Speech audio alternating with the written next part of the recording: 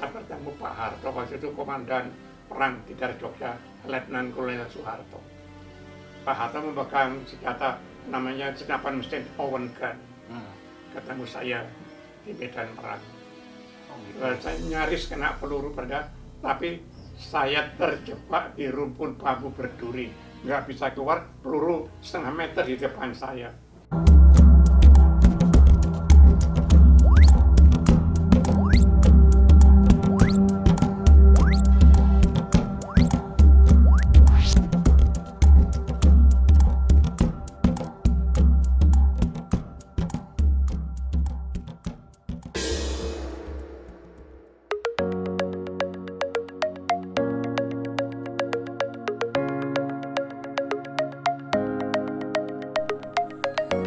Assalamualaikum warahmatullahi wabarakatuh. Nah, pagi ini saya akan ke rumah salah seorang tokoh Bandung, dan itu adalah tetangga saya di Jalan Gamelan. Ayo kita ikuti saja.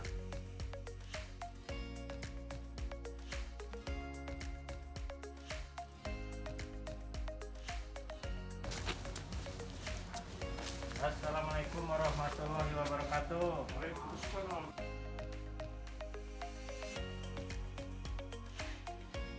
Wabarakatuh. Waalaikumsalam Salam warahmatullahi sehat dan salam bahagia. Amin. Ya, apa kabar Pak? Alhamdulillah Sehat. sehat walafiat rohani jasmani. Tentu kehormatan saya bisa diterima di sini di kediaman Pak Suwarno, tetangga saya di Jalan Gamelan, Kota Bandung. Saya juga senang Ya, dikunjungi silaturahmi. Sebab nilai silaturahmi itu pahalanya sama dengan sholat sunnah 100 rakaat. di pagi yang cerah ini pada hari Senin tanggal 5 Juli 2021. Nah, tidak mengganggu nih Pak. Oh tidak, sama senang. Ya. Tapi sehat terus ya Pak ya. Alhamdulillah. Dan semangat terus. Sampai usia 90 tahun masih tetap segar dan sehat rohani jasmaninya. Nah, kita akan berbicara banyak nih kisah perjalanan panjang dari seorang pensiunan atau veteran Republik Indonesia yang juga merupakan tokoh Kota Bandung. Banyak sekali yang beliau jalani dalam kehidupannya, ahli di bidang geologi, lingkungan, pariwisata, heritage, kemudian juga penulis buku, bobotoh Persib gitu, yang juga kerap berceramah di masjid juga. Beliau adalah boleh dibilang veteran Republik Indonesia yang mendapatkan penghargaan yang luar biasa dari pemerintah Republik Indonesia, khususnya Presiden Soekarno ya. Seperti ini yang disematkan Bintang pahlawan gerilya. ya. Beliau adalah yang berhak untuk dimakamkan di Taman Makam Pahlawan. Ya, Dan yang sungguh luar biasa, usianya bonusnya udah demikian banyak nih Pak. 90 berapa? tahun hijrah 91 plus, kalau tahun Masehi menjelang 90. Dan sudah pensiun, masa pensiunnya udah berapa lama Pak? 31 tahun. 31 tahun dengan masa kerja atau pengabdian berapa tahun? Sebagai pegawai negeri 32 tahun, sebagai konsultan dan merangkap dosen di Unpad dan Polban ITB selama 28 tahun. 60 tahun pengabdian buat negara ya. Jadi umurnya banyak dihabiskan oleh kegiatan yang sangat luar biasa untuk kepentingan bangsa dan negara. Sangat sehat nih Pak ya, dengan usia sekian, suara masih lantang, masih bisa ke masjid jalan. Masih berkhotbah dan bisa ceramah.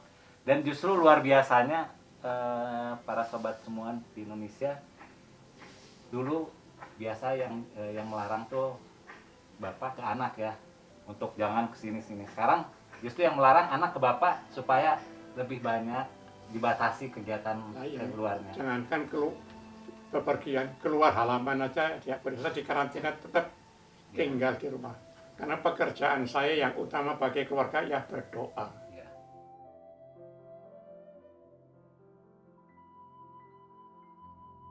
Dan alhamdulillah dari 5 doa saya 4 sudah terkabul. Salah satunya saya ingin di hari Manula, manusia usia langka, tetap segar dan sehat rohani jasmaninya. Sekarang saya alami. Yang kedua tidak pikun, artinya ketajaman, kelincahan, keterampilan berpikir dan bekerja masih mantap.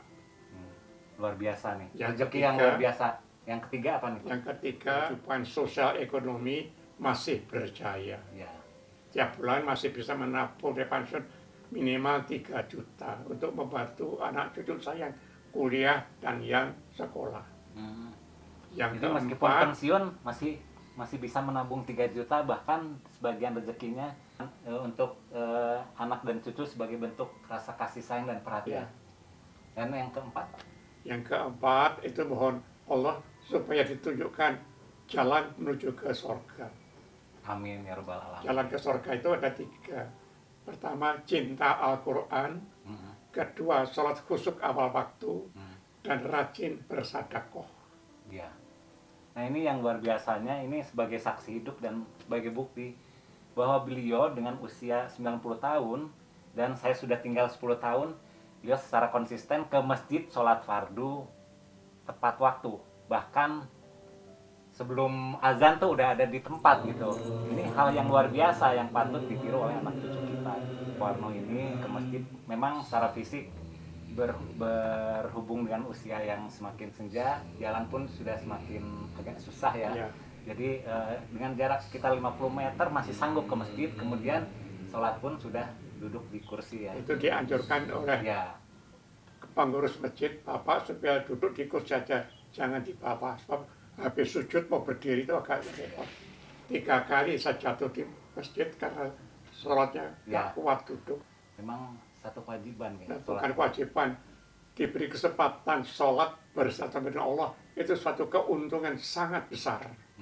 Sangat besar keuntungan orang sholat itu.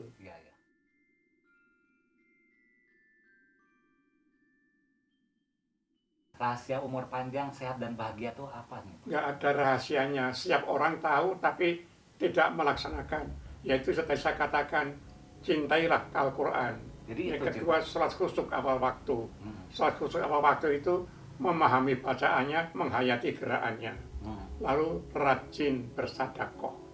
Itu syarat untuk bisa segar, bugar, sehat, walafiat rohani jasmaninya. Mengapa kalau sholat itu harus bergerak?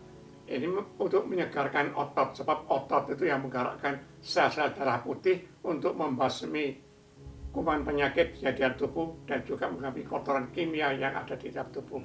Itu dengan sel darah putih. Kalau sel darah merah itu mengangkut oksigen. Karena yang luar biasanya pun juga bahwa Pak Warno ini nggak ada pantangan khusus ya makan. Kecuali yang haram. Ya kecuali yang haram. Pasti itu Pak. Ya maksudnya masih bisa menikmati makan gitu. Gulai, sate kambing masih bisa kan? Jadi saya makan itu 4 sehat, 5 sempurna. 6 nambah lagi nggak? Dan ada. Dan halal thayyiban. Nah itu. Iya. Walau sekian makan daging sapi atau daging ayam, kalau itu hasil curian, itu namanya haram.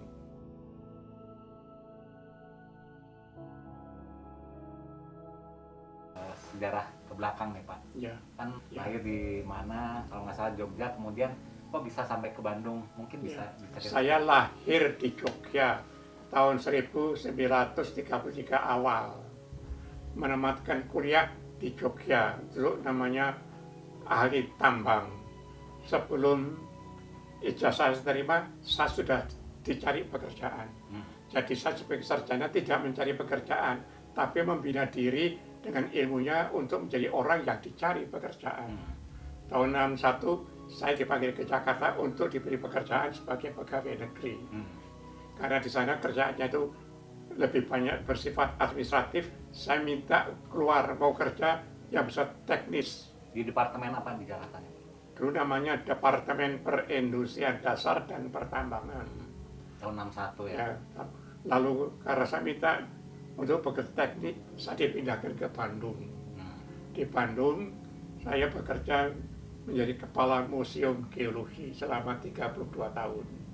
Suatu pekerjaan yang tidak disenangi oleh para insinyur geologi, karena tidak ada proyek, adanya hanya anggaran rutin. Tapi justru di museum itu banyak hikmahnya. Hikmahnya antara lain, saya bisa leluasa mengikuti seminar, menulis publikasi, menulis buku, dan bisa keliling Indonesia termasuk keliling dunia. Oh luar biasa. Termasuk kuliah di ITB juga termasuk? Ya, saya waktu itu sebagai sarjana tambang itu oleh pimpinan saya, kalau Anda jadi sarjana tambang, jangankan jabatan, pangkat pun nggak bisa bersaing. Harus ganti ahli geologi. Saya kuliah lagi ke ITB. Ya. Di sana ditanya, loh sudah sarjana kok masih kuliah lagi? Pada waktu itu belum ada namanya S2. Nah, saya mengatakan, saya ingin memperdalam ilmu geologi. Nah, setelah selesai kuliah saya kembali sudah mendapat sebutan insinyur teknik geologi, bukan teknik tambang, jadi kepala museum. Dan kenapa bisa sampai 32 tahun? Ini pengen cerita dikit aja, Pak. Nah ya, karena bekerja di museum itu banyak hikmahnya, menyenangkan. Pertama, bisa bergaul dengan semua orang, baik ahli geologi maupun ahli yang lain, baik di dalam negeri maupun di luar negeri. Justru saya dapat undangan ke luar negeri berulang kali untuk seminar. Kalau saya boleh bercanda sedikit sih, mungkin nggak ada orang yang bisa menggantikan sehebat Pak Warno untuk menggantikan posisi di Kepala Museum Geologi Bandung yang terkenal se-Indonesia gitu. Karena hampir setiap liburan atau pada saat musim sekolah pun banyak kalangan pelajar maupun kalangan umum yang ke sana mencari ilmu. Saya banyak menjelaskan soal museum pada masyarakat, dari anak SD sampai sarjana, terus seorang profesor.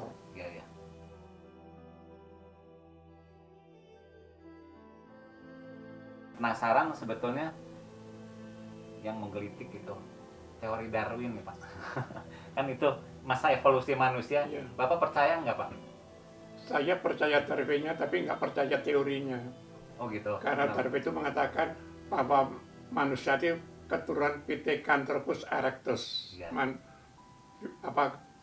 makhluk kera yang berjalan tegak. Saya percaya hanya Nabi Adam. Nah, soal Nabi Adam. Nah, Nabi Adam itu kan katanya berapa hasta gitu sampai 18 meter panjangnya tuh, tingginya. Nah, itu menurut kajian geologi atau yang Bapak kuasai seperti apa sih? Saya lihat makamnya di Mekah, memang panjang. Nabi Adam dan Ibu Hawa. Tapi memang memungkinkan ya manusia sampai sebegitu panjang dan terus menyusut. Iya, memungkinkan. Manusia pada dulu itu tinggi-tinggi. Saya juga dapat pelajar sejarah waktu sekolah SMA, bahwa manusia dulu itu tinggi-tinggi, lebih dari 2 meter. Hanya sekarang lalu menyusut. Iya. Tapi kepintarannya sebetulnya nggak menyusut ya? Kepandaiannya itu, manusia itu sudah diberi akal, kepandaiannya tergantung pada akalnya. Sebab banyak sarjana yang pintar tapi tidak mengerti. Pintar tidak tapi mempergunakan akalnya. Iya, karena nggak menggunakan akalnya. Sarjana itu harusnya bisa membina dirinya menjadi orang yang dicari pekerjaan. Bukan lari ke sana bawa ijazah cari pekerjaan. Sarjana cari pekerjaan itu menyedihkan. Iya.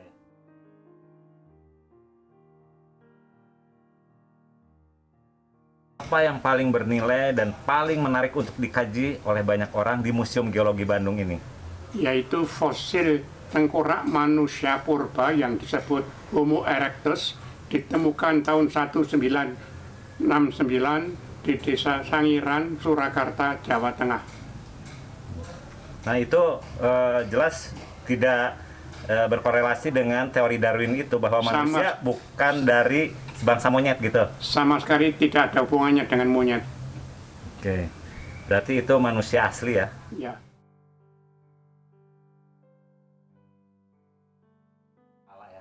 Tapi pasti ada yang paling berkesan, yang paling menyentuh di kehidupan Bapak ketika sebagai Kepala Museum Geologi Bandung. Ada, pada suatu waktu teman saya, seorang insinyur teknik sipil dari Gajah Mada, datang ke museum. Ketemu saya, dia terkejut. Loh, kok bekerja sini? Iya, saya bekerja sini. Bos saya diperkenalkan sama kepalanya untuk apa? Kepalanya, ya penting. Sekarang ke kamar saya dulu. Loh, kok kamar? Saya ingin diperkenalkan kepalanya. Lalu saya panggil pegawai saya, namanya Mamat. Mat, kepala museum ini siapa? Lah, Pak Warno. Loh, kamu ya kepalanya? Iya. Mau apa? Nah, saya perlu bantuan penelitian geologi untuk pekerjaan lapangan di Sumatera Barat, mengendalikan banjir Batang Sinamar. Saya ketemu kepalanya ternyata teman sendiri. Saya berangkat ke sana. Diberi apa itu biaya 1 hektar Rp1.000. Yaitu ada 4.000 hektar, berarti 4 juta rupiah tahun 70. Setelah saya pelajari, saya cukup menghabiskan Rp500.000, 4,5 juta, tetap menjadi keuntungan saya. Dan saya serahkan sama istri saya semuanya. Istri saya, uang itu digunakan untuk membangun rumah ini. Luar biasa. Waktu itu harganya rumah ini 2,5 juta tahun 70. 2 tahun yang lalu ditawar orang 5 miliar. Karena tanah harganya 20 juta per meter. Ini ada 250 meter. Nggak ada keinginan untuk menjual, Pak? Lihat 5M ini rumah. Saya tidak punya keinginan, karena rumah ini sudah dihibahkan kepada 4 anak saya. Jadi saya tidak ingin meninggalkan warisan. Sebab warisan itu sulit membaginya. Dan saya tinggal menunggu rumah. Oh iya, Bapak sendiri kan punya 4 anak ya? Ya, Berapa cucu, Pak? 10. 10.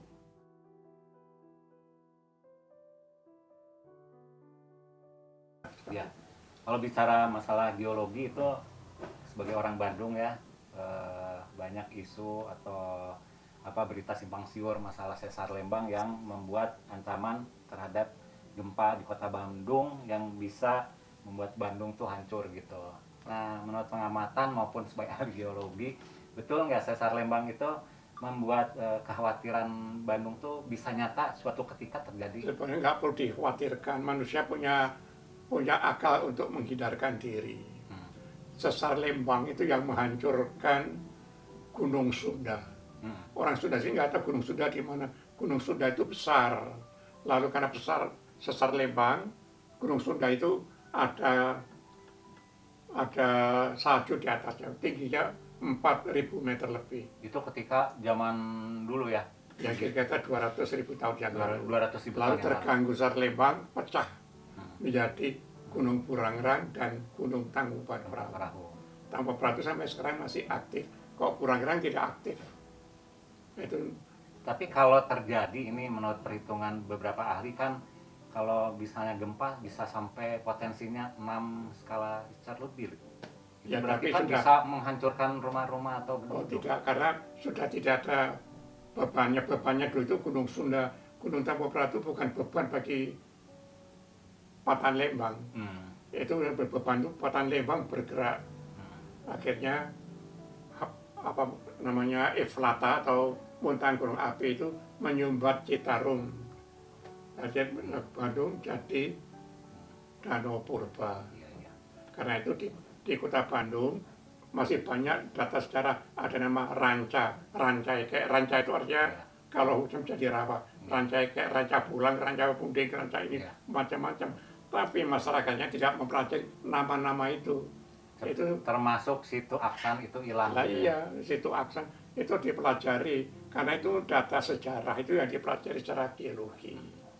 Itulah perhatian buat warga Bandung maupun pemerintah. Iya, Tetap itu. harus menjadi perhatian ya. Pemerintah banyak orang pinter tapi tidak mengerti. Iya. Sepinter-pinternya orang masih kalah dengan orang mengerti.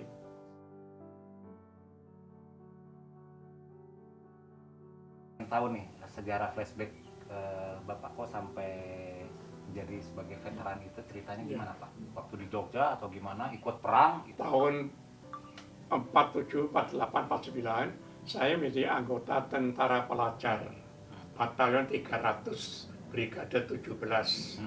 Kemudian waktu Jogja diserang, saya kehilangan pasukan. Kemana pas saya pergi? Saya ketemu polisi brigade mobil. Salah itu dimasukkan ke brigade mobil. Jadi anggota yang termuda. Umur saya 16 tahun memegang senjata buatan Amerika namanya US Springfield Rifle. Itu standar Amerika untuk Perang Dunia Kedua. Karena terlalu besar, terlalu berat, saya diganti dengan senjata mantan kenil namanya Karaben 95.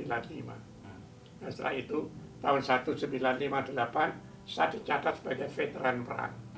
Lalu mendapat bintang pahlawan gajah dari Panglima tertinggi Angkatan Perang Indonesia namanya Presiden Soekarno. Ya.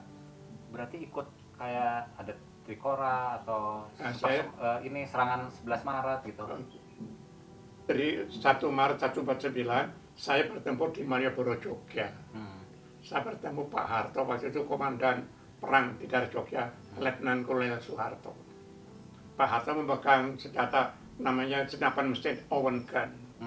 Ketemu saya di medan perang. Oh, gitu. Saya nyaris kena peluru pada, tapi saya terjebak di rumpun bambu berduri, nggak bisa keluar, peluru setengah meter di depan saya. Kalau sampai kena Itu peluru. tentara mana, Pak? Ya. Belanda atau Jepang? Belanda, Oh, Jepang. Belanda. Dalam Jepang saya nggak ikut bertempur. Oh. Ini perang kemerdekaan ya? Ya perang kemerdekaan. Iya. Nyaris kena peluru, baju saya robek-robek nggak karuan. Sudah capek, lelah, ngantuk, belum makan. Itu umur sekitar 16-17 tahun ya? Ini daerah mana, Pak? Jogja. Jogja, jembatan mana? Nggak tahu ya? Lupa. Tahu. Oh, Namanya Piro Brajan. Piro Brajan. Ya, ada Jadi sungai. Bapak ke bawah, Ya, untuk menyeberang sungai. menyeberang, Nggak taunya di atas ada brand carrier, tank kecil yang bawa senapan mesin. Peluru berdesingan di depan saya setengah meter. Tapi saya nggak bisa keluar, terperangkap bambu berduri. Robek-robek semua baju saya. Lalu nggak bisa keluar, mundur lagi. ya, Apa? pelurunya. Ya kelihatan berjatuh pelurunya.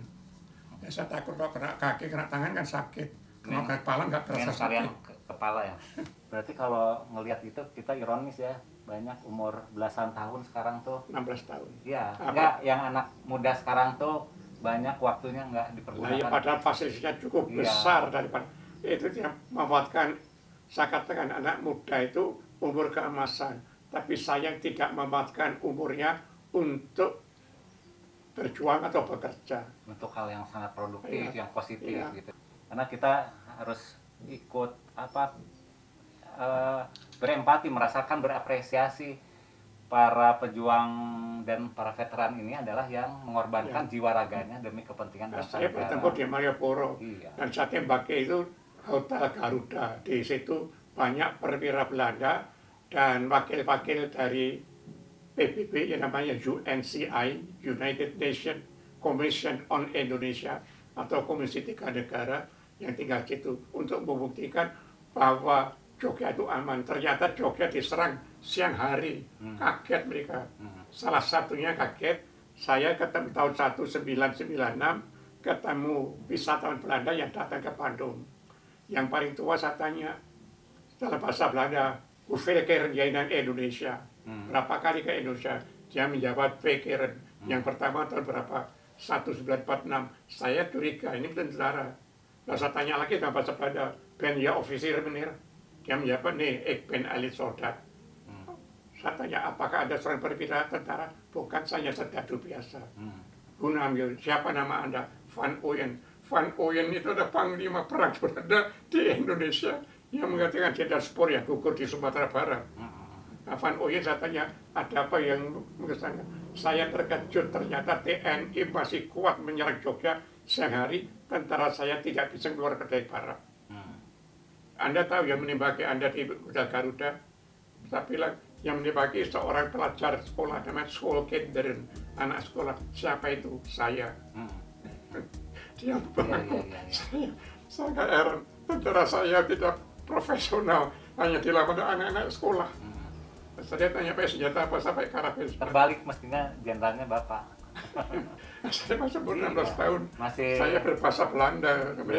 Mereka heran, yuk kok bisa bahasa Belanda? Loh, apa anehnya?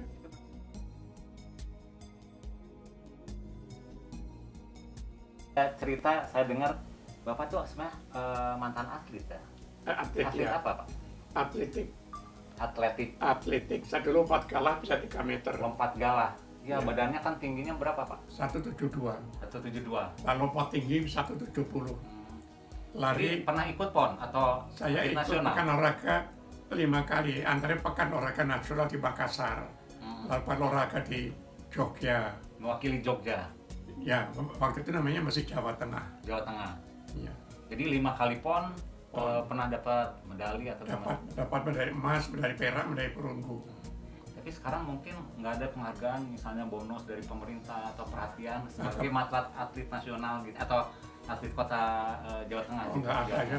Penghargaannya dari veteran, dapat tunjangan veteran dan dapat dana kehormatan pejuang RI 1945. Ya. Tapi luar juga. Ya, ikut tahun 60 sepak bola. IS Bukan, Jogja. itu masih nama Jawa Tengah saya. Jawa Tengah. Jateng, Jawa Tengah.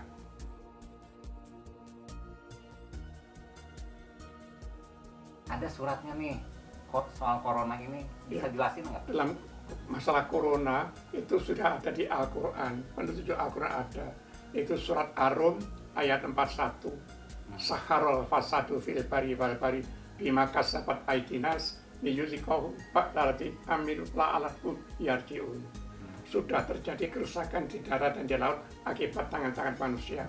Dan Allah akan memberikan hasil kerja manusia itu supaya mereka kembali ke jalan yang benar.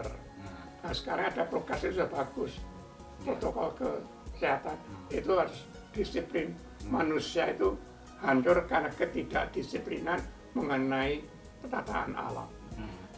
Orang menebang hutan seenaknya, padahal hutan itu ciptaan Allah. Harusnya mengucapkan Bismillahirrahmanirrahim baru ditebang, bukan langsung ditebang, akibatnya banjir. Ya termasuk mungkin di daerah Bandung Utara tuh harusnya jangan dibangun, malah sekarang banyak Iya, bangunan. itu banyak orang pintar tapi tidak mengerti. Jadi Sepinter-pinternya orang itu masih kalah dengan orang yang mengerti. itu teguran buat diri kita sendiri maupun pemerintah yang memegang amanah. Ya.